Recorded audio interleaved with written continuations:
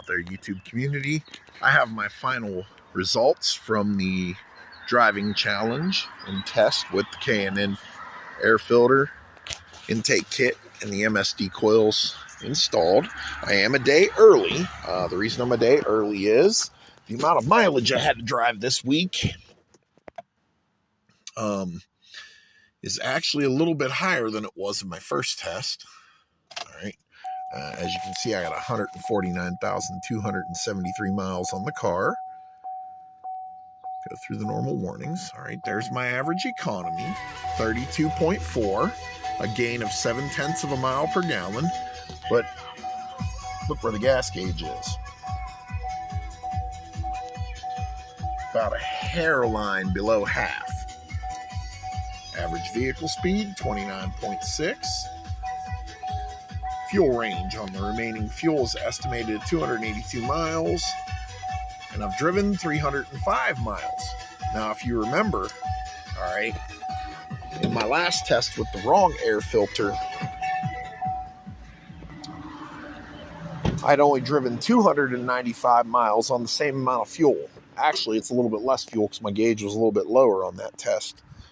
But as you can see, fixing the vacuum leak, the filtration unit's already stopping contaminants from getting into the engine. All right, it is a reusable air filter, which means every 100,000 miles I pull it out and clean it instead of replacing it. All right, as you can see, I still got the heat shield bent to somewhat channel some of the air coming through the radiator into the air filter.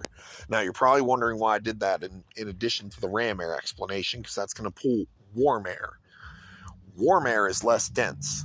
Warm air travels at a higher velocity through the intake because it's less dense. And it atomizes the fuel easier than cold air does. Hot air already contains a little bit of heat energy. And you need heat energy to atomize the fuel from being sprayed in a mist form, which is little tiny liquid droplets, into a vapor. Fuel doesn't burn until it gets to its vapor or its gaseous state. All right. This final test is proof. The MSD coils and fixing the vacuum leak did improve my fuel economy. I am about 2 miles per gallon lower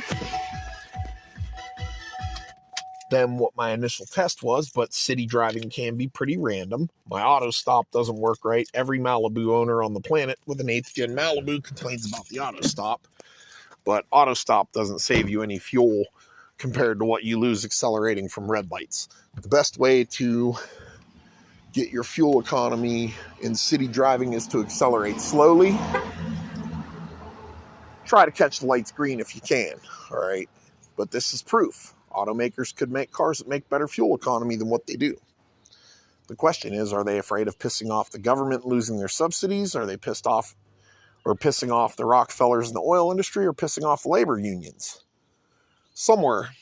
I mean, you can tell me some guy with a computer-aided drafting program figured out how to make a more efficient intake system than $100,000+ per year salaried engineer with a degree at GM? Come on now. But if you want to look up a really fuel-efficient car that was built by a man who dropped out of high school, look up the smoky Unique Pontiac Fiero sometime. When GM found out what he did to that car, they tried to get that car from him and crush it. As always, thanks for watching.